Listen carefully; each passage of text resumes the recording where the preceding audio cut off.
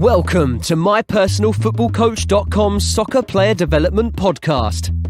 Discover all the secrets, hints and tips about soccer player development and soccer coaching from some of the leading figures in world soccer. Here's your host, Saul Isaacson Hurst.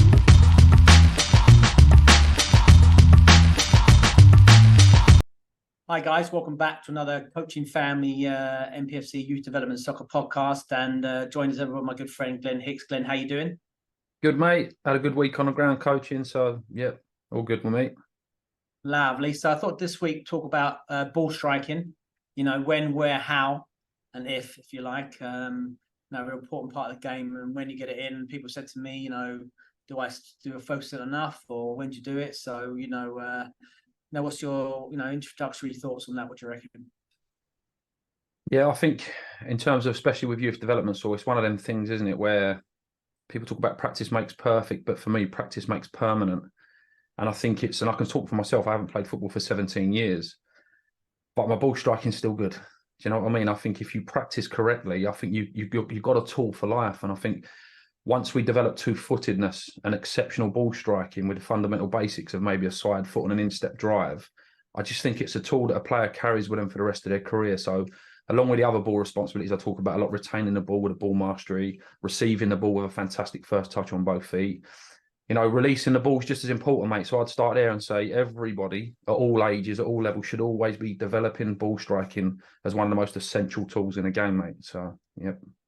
Yeah. I mean, I agree. I mean, like I say, a lot of my work, especially with younger ages, goes individual possession first. But obviously, ball striking is still an individual possession skill. You've got to release it. I suppose the question is just when and where you get into your session. I suppose the thinking as well from the bigger picture in terms of your methodology as well. I mean, where does that tie in, right? I mean, we're going to talk about. I was thinking this last night when we said we're going to change. I was thinking stuff like passing drills, passing patterns, and those sorts of things. But I mean, that's very essence, isn't it? It's just about having that quality. So I'll give you an example, like, if I'm doing my individual sessions, I start every session with, 50 to 100 inside each foot, bang, bang, inside foot passes, part of the warm-up, every player. Then 50 to 100 and laces strike, bang, bang, do you know what I mean? Drill, just get that key skill, be able to strike the ball on both feet, like you say, with quality. I'd really recommend that for any player, particularly if you're playing individually. And then, the question comes in, how do you, if you're working in a team environment, what does that look like? How does that do? What do you do, like in terms of that ball striking? And if you're putting a session on, what's your thought process? And then how are you going to support those players and getting those quality reps in? I think with a ball striking source, the first thing the players do themselves, isn't it? Whether they just run up and start smashing the ball at goal, or we've seen the videos recently of the likes of Grealish and Foden, just having fun playing with a ball over 40 yards, 50 yards, sidewinders, swazzing it a bit, and all sorts of techniques. I think ball striking is the thing that even us as kids probably practice naturally most, because you just want to kick the ball at the goal. So I think the first thing is we should encourage it, not discourage it. But obviously with things as they get older, you don't want boys just turning up to a session and just boys or girls smashing the ball at the goal because of, injury avoidance and stuff like that. But first of all, I think we should just keep stoking that habit up and get them to practice more. The old stories about Beckham hitting the ball into the tyre and stuff, they will never get old. And whether it's ball and a wall all the time. But like you said there, so I always like to start somewhere in my warm-up. If they're a little bit older, I like to do the mannequins, whether it's like diamonds or triangles. I'm quite obsessed with ball striking, just the ability on first and second foot to open up and punch it or sweep across. And just, I do it a lot with the old a lot, but I think it's always essential, like you said, whether it's 5-10 minutes of getting a habit in there, in your core DNA work or whatever you want to name it, of side foots, outsides, repetition, bringing it across your feet to play there on the same foot, on the opposite foot. I think it's about getting it in skillfully early, I think, in the training, whether it's you do a bit of dribbling and you're in freeze and then you get your little pass in, then turn, and you've got to get it in as much as the dribbling now. I think that's about your session design, isn't it?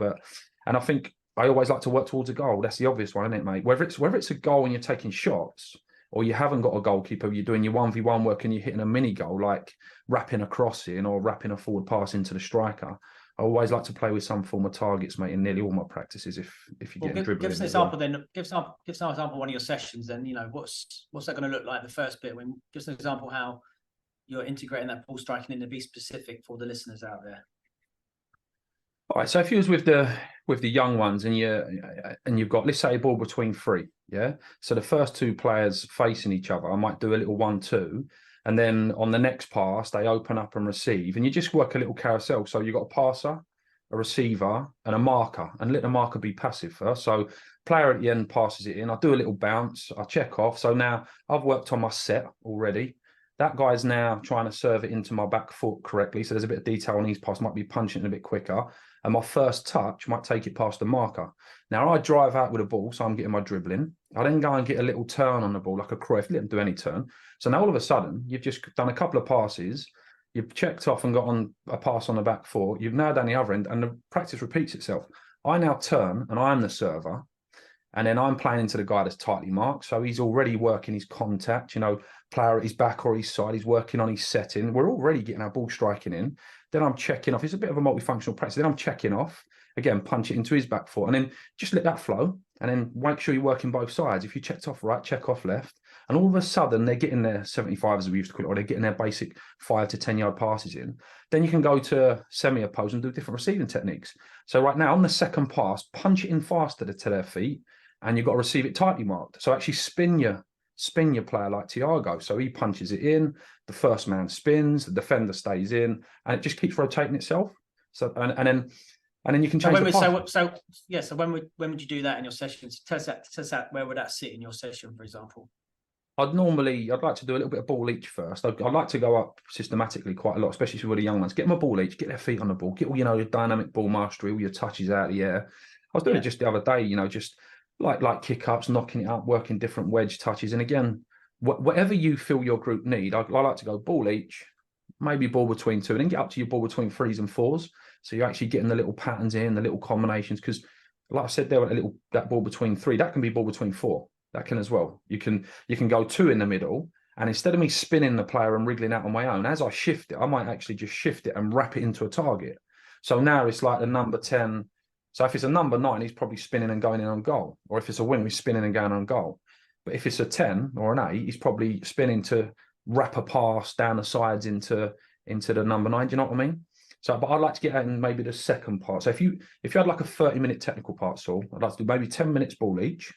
And then in that 20 minutes somewhere, make sure there's plenty of ball striking, whether it's short range or you can do exactly the same practice as we know, Saul, and just extend the distance and make it a 20-meter pass or short one end and longer the other end. So I'll do my little tight inset, open up, and then now maybe I've got a clipper pass, like I'm clipping it over to the opposite side of the pitch or into the forward. Do you know what I mean? But I like to get that in the first 30 minutes. So there's a lot of technical repetition, but I'd like to link it ideally to whatever the practice is. So if we're working on breaking lines, we might work on a different type of pass or, do you know what I mean? If we're working out playing on from the back, it might be literally just splitting and taking it on the back foot like centre half. So kind of like to link it from a specific technical point of view into the next part of practice as well.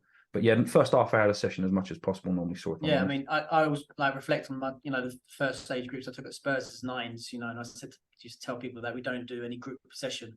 And it's just the people were quite shocked with that. We did everything was individual possession. So what I mean by group possession, we didn't do any, passing, possession drills, if you like. Everything was just individual possession. Lots of ball mastery, 1 ball each, 1v1s, 2v2, 3v3, 4v4s. But then we still had to get the ball striking. And so Chris Ramsey was a big fan of the 75s, which was like, break off like, 25 strong foot, 25 weak foot, 25 for the bow foot or outside foot, where we're going to do that. Just to get that quality repetition.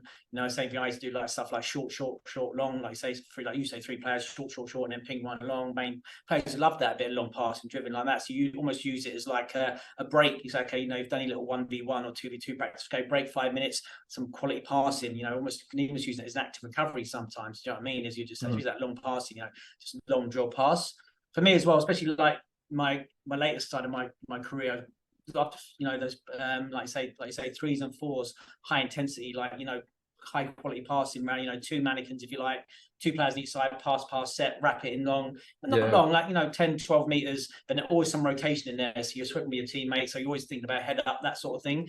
But you need to get that quality repetition. You need lots and lots of repetition, both feet. It's just like 5-10 minutes, just bang, strong foot, weak foot, punching. Do you know what I mean? Really specific, that quality, core technique of punching a pass from the inside of your foot, or like say drilling a pass, and then maybe you're experimenting a bit, like Iniesta pass, I call it, that outside the foot one where you're punching it. That Barcelona pass used to call it when you're playing with the skies. You know what I mean? Those sort of things, and experimenting. But I suppose then it's just for me the same things. Where does it fit in? Where does it fit into your session? I've always been one like when you look at conventional passing drills, that's what I've not always been a massive fan of. Because, like you say, you know, when the tempo drops, it depends. You know, if you're a beginner, you can afford to have like a slow tempo because you really think about the safe bait pass. But if you're working with, you know, especially elite players, academy players, or good players, you know, you really need to keep that intensity high. So you don't want any queuing. You know, you don't necessarily just want to read past one player and go to the other one. Maybe, like you say, just how do you, you know, manipulate that environment, if you like. Do you know what I mean? And having, like, say, like threes or fours, much more, because you're constantly connected, aren't you? Bang, bang, you know.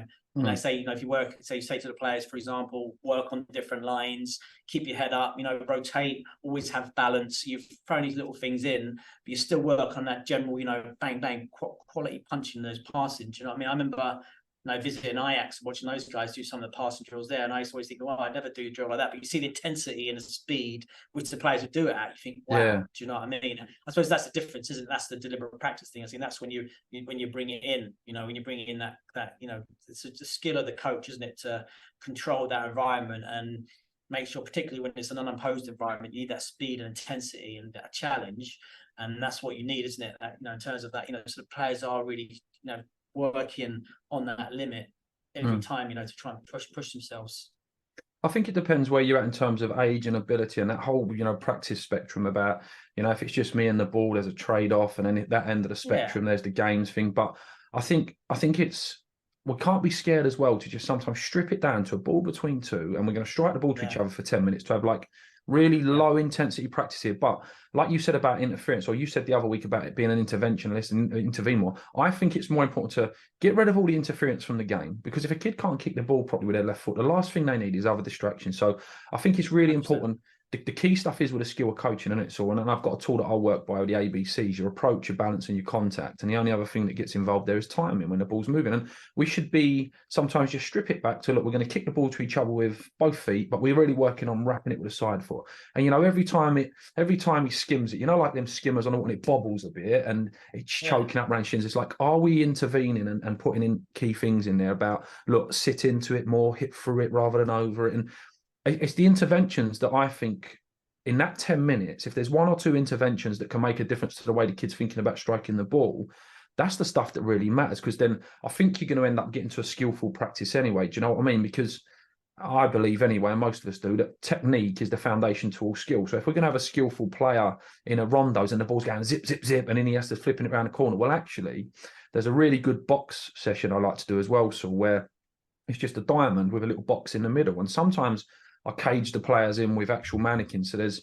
almost no escape. And it's about just wrapping it in there and guiding your first touch out. And there's a fantastic video online of Busquets doing it and Xavi, really stripping it down to basics with no one else around, other than the ball coming in. Can I work all my angles, left foot, right foot, in and out? Do you know what I mean? And we've got to know when to strip it back completely, because they need the interventions and they need the key details to build it up. And then, do you know, like you say, then high intensity. Let's really test how good it is, because the game's the ultimate test, isn't it? Do you know what I mean? The game's the ultimate test for any level of technique and skill. Yeah, I mean, you hit the nail on the head. I mean, that's the game, innit? That's coaching, that's skill acquisition. And I say I used to do that. Like, it's like, even like, you know, when I was in academy football, you know, okay, we've done high intensity 1v1, maybe, okay, let's have a little just 10 minute, 5 or 10 minutes active recovery, just like say 25 yard ping passing, bang, bang. They love that, bang, 8 foot, both foot, ping, ping. Do you know what I mean? And like working that technique on, like, you know, little active recovery, so still working. And the boys love doing a little bit of long drive. No, not over, like do 5-10 minutes, just enough, right? Then we move on, bang, we're straight back in. Intensity raise again. Do you know what I mean? And like I say, the players really like that. I mean, when players come to me, I say I always start every session with that ball striking both feet, and then players come to me a lot. Especially older players, you know, they want to play at a high level, and they come, their weak foot ball strike is really poor. And so, you know, I say, you know, come on, man, this is on you. Do you know what I mean? This is not an accident. And the great thing about it is a meritocracy. You know, you put more work in, you're going to see it. And I say the same, but just go find a wall somewhere. Do you know what I mean? Start off like, you know, 5-10 yards away. Make sure the ball's always moving. Another big, like, you know, misconception players use, and coaches use, like, the ball's static. You know, try not to strike a dead ball. It's all about your foot pattern. Touch it out, drill it. Just do that. You know, 50, 100 times every day. Both feet, obviously, we work on that weak foot, and your weak foot will go like that. Bang. You know what I mean? That's a massive. You know, I've seen it. You know, I've seen it like all the time. So the players just got to encourage to put in the work, and I suppose that's a challenge, isn't it? With, you know, like, we're working in those team environments, particularly if we don't necessarily get all the time. You've got to say to players, look, you know, this isn't enough what we're doing here with you. You know, we'll do a bit of 5-10 minutes this repetition, and also, like I say a lot of players, look, this is for me to see what you're like. So I mean, it's not, I can see that you need more work. You need more work. He's working harder than you. It's almost like a way for a coach to measure how good their technique is. We do a little bit for maintenance, but to really improve it, you've got to be doing it, a little bit of that every day or as much as possible. So we used to do this thing when we started at Chelsea. I was working with Samps. We used to do like a weak foot penalty contest after every session on a Saturday. And I'll tell you what, it was amazing. That peer pressure of saying, okay, right, weak foot penalty. We did it for every single Saturday, mate. You should see the improvement of the players' weak foot. I said never strike a dead ball, try to do a penalty shootout for the penalty shootout. But suddenly they're all practicing. Suddenly their weak foot are all. I'm not gonna kick it. Look, these under nines. I don't want to spoon it and be all my friends. Be the laughing stock if you like. Suddenly, bang, the intensity arises. I've really got to focus and then that ball striking really improves. So those little tools, I suppose, isn't it? Using peer pressure, a bit of encouragement, encouraging players to say, right, okay, you're going to go away. But I think as well, I think we mentioned it before, another thing people don't realise about all that one ball each stuff, like you said about that balance and coordination. If I'm better on the ball on my weaker side, I can turn, I can move, I can get my foot on the ball, it helps your ball striking, because the ball striking is all that, your foot patterns, but it's your core, isn't it? Your balance and getting over the ball, being able to do that with control and having all those movements, those ball mastery movements really helps that, right? Yeah, definitely, mate. I was working with a couple of forwards last night, doing a little clinic with some of them, and they're quite extremely left-footed. We've got a centre forward that's left-footed and a winger that's left-footed. And I was talking to them about how awkward they look in their balance, and it really is the balance. Once they get over the first 2 to 3 months of repetition, and they start to feel physically balanced, landing on that left leg, the one they normally kick in with. Because it's not normally the actual striking foot. Because when they hit a volley out of the air, it's okay, but it's that one where they got to land and really stabilise themselves. So again, I use that approach, balance, contact. Somewhere in that phase, something's broke down. And again, that's about the skill of the coach, isn't it? Rather than don't just do the session, but can we actually notice where it's breaking down? Is it the footwork? Is it the contact? And just make them aware of it. Sometimes just making the player aware of it will make a big difference. But what you said about the competition, so with the penalties, even that striking the ball across the pitch.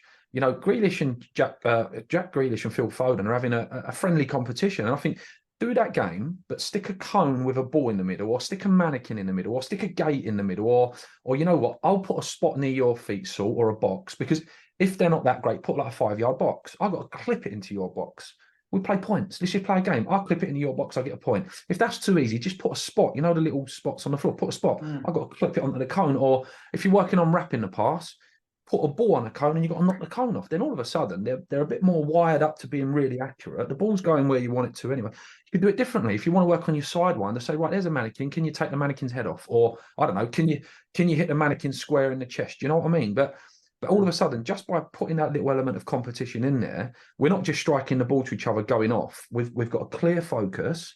We know we're either wrapping it at the ball through the gate, or we know we're clipping it over a goal, or whatever, you know what I mean? Whatever the outcome is, I might be clipping it over into the mini goals. You've seen them ones where you might put a big goal and we'll clip it over so it drops in a mini goal, me v you. And again, that's just about skillfully just saying, I'm not going to interfere here, but I'm going to set it up so you two are on fire with your practice. And there's that a bit of that, like you said there about the penalties, you want to win, you want to beat your mate, and you're zooming in a little bit. And just if you want them to work the weaker foot, I don't know, just that's double points for your so-called weaker foot. If you do it on your left, Johnny, and you do it on your right, I'd give them double points. And I just think the competition element zooms them in a little bit better to their practice as well, doesn't it? So it's really important to get that in there, I think. Getting that. But I suppose the question, and where does that sit in, in the current climate, where unopposed practice is a dirty word in some people's, eyes, some of the coach education. It's interesting. I just because I've been traveling so much, I've had to do the last module to finish my A license. It's taken like 4 years because I've been keep missing this one module because I'm always out of the country anyway. But I did the other day, and Greasy was doing it, top tutor, Steve Greaves, one of the best tutors I've worked with, really good. But they did like a couple of practices and same. Shooting finishes, start with a little bit of unopposed work, a little bit of patterns, that sort of thing, practice the movements, and then into your opposed game like practice. And so refreshing to actually, this is actually what happens in the game, right? This is what happens in top flight football, academy football, should happen in all games football. So I'm glad to see they're not, I don't know if they're going away from it in all of them, but they seem to, going back into, rather than away from, everything's got to be in a game, or everything's got to be, which is like we've always before, you just need a balance. It's not, why we think like one way or the other. You just got to use which tools are appropriate. But I don't, for me, if you're a beginner or you're even like a high level player, still having that time on the ball, and like you said, without the interference to mastering, work on those particular things, and then go back into it, right? It's about having that balance. But anyway, my point is saying, it's like good to see that refreshing, like seeing those practices where it is a bit unopposed and it's full game, that sort of thing, and having that mix with what it looks like in most environments. Definitely, mate.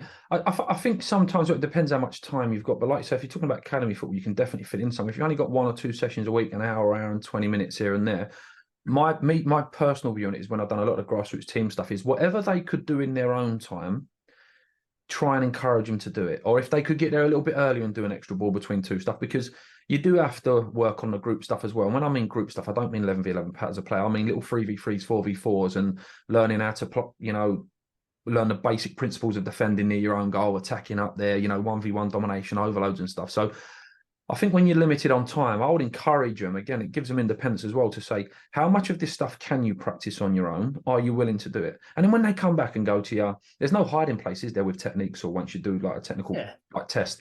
When they come back to you and go, I've been working on my left foot, coach. Glenn, I've been doing this. I went, okay, just show me. You don't have to say anything. I said, I will know based on the way you kick the ball. And then if 5 weeks later there's absolutely no progress, you can say, have you really been practicing? Or actually, we've clearly got to change the way you're practicing, because you don't have to ask if someone's been working on their left foot. I'm working with a young lad at the minute, 17-year-old centre-back. He's fantastic attitude to practice, Saul, and he's become 2-footed in 12 months. Honestly, could not kick a ball with his left foot.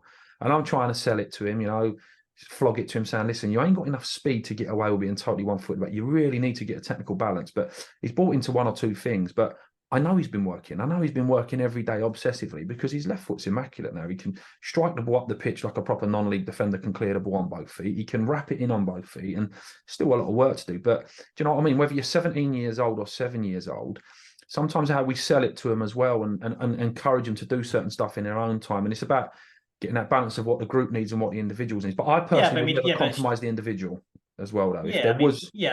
It's like, if I had a team for 1 hour a week, I'm still doing 5 or 10 minutes, ball mastery. If it's like 5 minutes on the ball, part of your warm up, then 5 minutes of just passing, say high intensity with it, and then into your, still work on trying to develop those skills of those players. You say, they should do it in the own time, because many times, players don't. Maybe that's the only time they get to touch a ball all week, but they're, they're doing swimming, or they're doing whatever, this and that. If you're not, especially grassroots players, you're not helping them develop their skills, Do you know what I mean? It's just, like I say, it's all in that team. Then I think, and it doesn't have to be long. Like I say, it could be just 5 or 10 minutes. Do you know what I mean? That just quality work. I think that's so powerful. Do you know what I mean? I think that's a big. I can see that some of people on Twitter, for example, say, "Oh, it's different. You work with me. I work with pros. That unopposed stuff. I only work at the highest level." I said, "No, it's ridiculous. That's the opposite. As grassroots beginners need that even more." Do you know what I mean? Because as Tom Byers says a lot, the players who don't develop those skills, whether it's your ball striking or be able to put your foot on the ball, those simple skills, a lot of them drop out of the game because they don't even enjoy it. Do you know what I mean? They don't get the time to develop that skill. So it's almost like, well, you're developing it by yourself, or you're not developing it. It's a bit like, do it yourself, or it's very sort of. I think people get confused and do it the wrong way around. I mean, it's just as important. What I'm trying to say with the beginners it is with the elite players. But obviously, then it's a balance, isn't it? I've got like an under 9 session once a week for 60 minutes. I'm not doing 60 minutes of technical work, about games. It's going to be a game-based session, but it's going to be those, you use it as an active recovery or a little bit of games, or even like some active games. Make sure you support players in developing those skills, because obviously that's the job of a coach, right?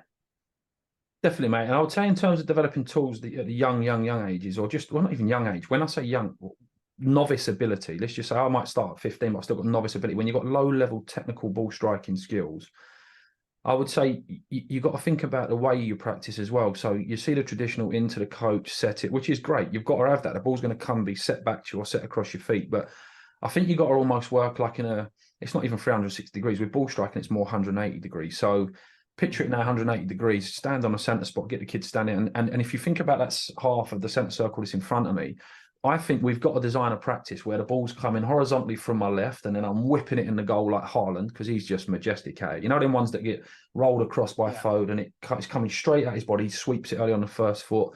From the other side, it might be like a Jermaine Defoe or Harry Kane. Then you've got the ones on the angles coming back. It might be your central midfielders arriving in the box late for the later cutbacks, where actually it's coming on an angle from like 10 or 2 o'clock. So I've got to be able to deal with the ball coming from that angle. And that means now a different body shape, where maybe my hip gets up and over. And then, you know, sometimes coming straight back at you, but that's quite rare, you know. Then I've got, okay, now I've got to do it dribbling. Is the ball running away from me and I'm in on goal like Henri? So if the ball's running away from me, I normally only get a little poke or a little side foot. Or is it like Son? Are we actually doing it where we're running across the box and the ball's to my side? So actually, I don't want the ball running away from me. I want it shifted steady so I can get the whip. I think we've got to do that a bit more in practice skillfully, I think, as well. Because when I watch ball striking practice, so in terms of shooting at the goal or, do you know what I mean, crossing and finishing, it all looks quite the same. And I think we've got to be skillful with what type of ball they're hitting and give them different type of ball in the air, fast, slow. Do you know what I mean? I think that's a key element to the training as well. Because if you do it in your practice, the kids will duplicate that when they go and practice rather than just like straight line ball striking as well. I think it's important. I think as well as it's just the art, the same as the art of the coach, isn't it? The environment you're creating, and that's it's if you are working in small groups, the intensity's right. It shouldn't be boring. You know, people don't have this time to show up. Even if it's like a little game, like, you know, you're working with a group of 10, 12, 16, if you like, in pairs, passer moving around, again, little game, you know, bang, bang, say a number, you've got 10 passes or say a number, you got, you know, whatever, you know, little games you can create like that where you're still getting the quality techniques, but the intensity is high. So everyone's involved, no one's queuing, everyone's always moving, everyone's always involved. That's the key, isn't it? Like, you do that, and obviously with the better players, you know, it's more the high intensity passing, movement, rotation things. Again, in small groups, so you're always connected, you're always in, you're not standing there waiting, like queuing for a bus.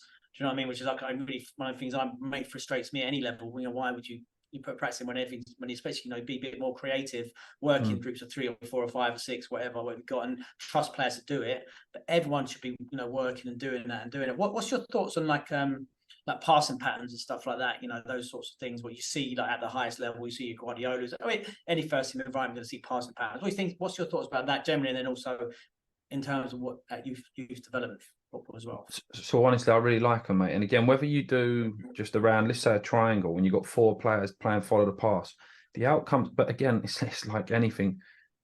If done correctly, it's very, very useful. If not, you can just waste time. And then kids are just passing around the square because the coach said pass around the square and the coach said follow it, so I'm going to follow it. And I had a bit of an issue with this the other day when I was watching one of these drills, and I'm like, well, I can't see any learning taking place there. So, for example, like when you're on the cut, let's say passing around a square, everyone's seen that drill before.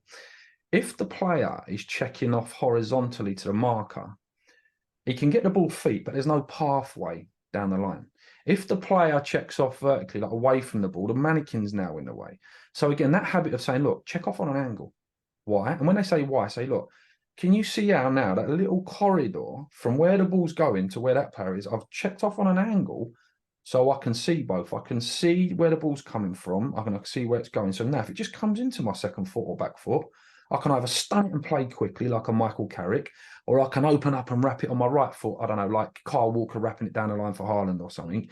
And again, just that little bit of interference or intervention rather, in a little bit of detail. And again, you tell them why to play. Okay, now guys, we're going to work on a stun touch. So I want you to play quickly because the players put you under pressure quickly. So it's how quickly, once the ball comes into your back foot or your second foot, how quickly can you stun it, like literally drop it onto your next foot and then bang, pass it to your left. So you're giving them a little bit of technical detail. Do you know what I mean? And again, so I think you can move that on to where you want. You can then get the inset, wrap it to the next one. I just think all of these drills, Saul, are 2 things. They're like, what's the creativity in the sessions? Like, is it stimulating, and what's the relevance? Like, where does it fit into the game? And if you're telling a kid and you show him context like that, but look, if you come off the player, look how easy it is to receive and pass it without even working hard. Whereas if you're here and the player's still in the way, you've got to really shift the ball now and work a bit more.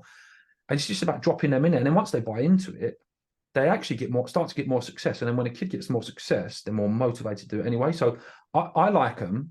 I think it's easy to get bored of it because you can't become monotonous and keep doing the same thing for too much time. But again, I know we keep saying this, but that's about the skill of the coach, isn't it? Can you notice when they're bored? And kids will let you know when they're bored, won't they? Yeah. They'll say, can we move on now? And I quite like them, Saul, because again, there's no hiding place and you can really zoom in on specifics of technique, whether it's your pitch position, your body position, your footwork. You know, there's so much you can get in. But it's about putting the right things in. Yeah, for me, it's when is it appropriate? And that's what I say. Like, I think there's a lot of benefit to them. Like, say, all those, obviously, like Damichichi doing the ones at Arsenal, they are really good in terms of the quality, the movements, what he's living. But for me, it's like, when is that appropriate? Not a massive, for me, like 9s, 10s, 11s. Not sure that's really me. I'm using at that age group. Maybe then it is, you know, when the pitch opens up and it becomes 11v11, I think that's much more appropriate than I say. Not necessarily, you know, I saw seen sessions, you know, under 8s are doing, you know, like a passing pattern sort of thing. I'm like, what are you doing? I mean, my thing is like, well, why don't you break it down, like you say, into like a little bit more of a, you know, smaller example, like say you're in like a 2 and a 3, like you're, you know, little movements of that. And I think that's much more appropriate for that age. If that's what I'm trying to say, you know, I mean, I can't see, like, I'm trying to think, you know, in that small-sided game experience, you know, me setting up a passing pattern, working through, you stand here, you break the line. I think I'm not in, that doesn't really, for me, that's not effective use of that time. I broke it down to like Morrison's, you know, work in those smaller groups, if you like. And then when the game opens up, yeah, fair enough, that's what you're going to do. You open up, and then again, I suppose it's delivery, isn't it? How you doing it? And you know what? In for me, it's like you've got to be really, like say, how much time you get with these players, whatever it is not enough. Do you know what I mean? You really got to really be effective and focused in on those core things, especially with the youngest ones. You know what I mean? There's much more appropriate things to be doing, I think. I've got a good one, Saul. Again, you can put it in a game-related practice if you want then. So let's say the focus is on, like I said, they're having a stun touch, right? You know the phone box game. I really like to do this one. It works brilliant, especially with really young players, if I'm honest. They like that pressure and they like being on the ball, don't they, and twisting. So picture the phone box. You've got a little, I don't know, 3-4 yard square, 3 players caging you in, and you leave one part empty where you've got, again, you've got a server, you've got a receiver, and you've got a target, right? The target is going to float around the square, if you can picture it. I'm going to work on my pass, wrapping it into feet. So the pressure on me playing my pass is, can I play for a little 2 or 3 yard gap? If I get it wrong, there's 3 players marking my mate who's caged in the middle. So can I work on my wrap pass? Yes. That player in there now has a choice with his first touch. Can he stun it? And if he stuns it, again, we encourage him to say, look, you're stunning it because it's a tight space. And actually what you're going to do is entice a player in eventually. So we give him 5 seconds. So I've wrapped it in, he stunned it. Now he's rocking and rolling, twisting on the ball. And we say to him, right, you've controlled it really well under tight pressure. Your 2 ways to get out is, can you use your Zidane, what you're twisting and turning, dribbling, wriggle out of here, break out, scoring the mini goals. If you can't, you either play back to the player that served you. So that's your safe pass. You can just set it and move like a 1-2, like we've done in the other practice. In, set, get out the box. He plays you in to score. And then that starts putting pressure on the markers to stop the set. And now he's got a gate to break out. And the other guy that was floating around the box, he's got a separate job off the ball saw. Now, all of a sudden, we're playing a 3v3 game, but it's not really a game. But they've all got their own challenge. The guy off the ball, so I'm serving, he's receiving. The target is floating. And what's he looking for? He's moving to look for the gaps where little David Silva in there can scoot one over a leg or smuggle one through someone's legs or punch one out. And then, you know, them little 1-2s you get where you flip it off the outside and get a 1-2 and score. So all of a sudden, you've got passing practice. But there's everything. You've got 1v1s, and then you just rotate. Now I go in the middle. The target comes and passes and works on his wrap pass. The one that wriggled out becomes the receiver. So you're working on everything in the game. You're working on the passer, the receiver, and the player off the ball. And the defenders on the outside are working on the defender, aren't they? Caging them in, you know, your footwork, blocking, and set a little time and say, after 5 seconds, if you don't get out, you can go in and make a little tackle if you want. And Saul, they love that game, honestly. That can go anywhere, that game. And then you just take it into a 3v3, pick it all up, play the 3v3, mini goal to mini goal. But it's another way of putting pressure on the pass and the receiving. Do you know what I mean? And the ball striking. Absolutely. So, like, wrapping up now, thinking about what would be big, you know, just takeaways for like coaches out there who want to, you know, thinking about ball striking, you know, when and where to do it effectively, you know, use of that.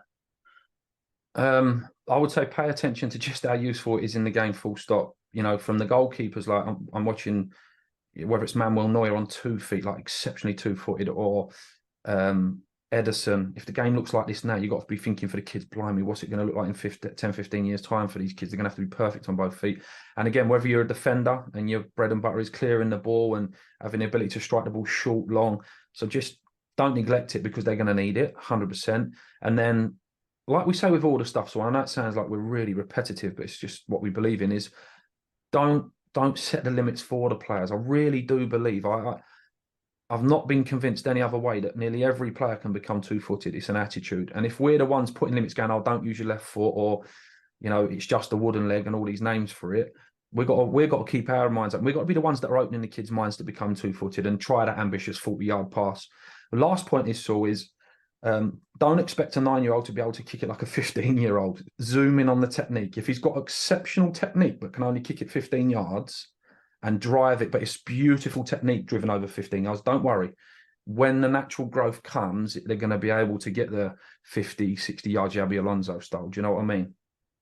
Yeah, me too as well. I mean, I agree with that. And I say to everyone, you know, remember, like, say how important it is, key thing. It's just when and where to do it. Do you know what I mean? It's like, you know, make sure you have that bit of maintenance. You're encouraging players to work away, have high expectations of players. really encourage them to do that. And I was going to say as well, like, even in my sessions, think about what I do, like in working with players individually, there's always some sort of end product on anything I'm doing, any sort of skill practice, when it's either a shot, a cross, or a pass. Do you know what I mean? That position specific stuff is really key. And I remember Ricardo saying as well, he said that how important that is building that quality, that power, that strike. Do you know what I mean? And I think as well that it just makes sense to me finishing the practice. And I'm talking to a lot of one-to-one coaches, and I see practice and say, your practice should look something like the game. You might overemphasize some of the movements, but it should look like an element of the game where it's breaking pressure and a breaking line to then finish or pass or shoot or something. Do you know what I mean? And that's makes sense to me, and it should. And that's what players say to me about my session. Well, I like that because this is the game. This is what we're going to do. The game. I'm going to receive it. I'm going to move, and I'm going to try and get something off. So I think that's really important. And like I say, try a bit of daily practice. Encourage players to be 2-footed. Work on that bit. Nothing better than a ball and a wall. Just have repetition. I say 10, 20, 30, 50, 100 repetitions a day. It's so bad. But listen, Glenn, thanks very much again. Appreciate it, mate. Hope you have a great day. Enjoy the North London derby tomorrow. And a good one. Yeah, exactly. See you later, mate. Take care, pal. Ta-ra, mate.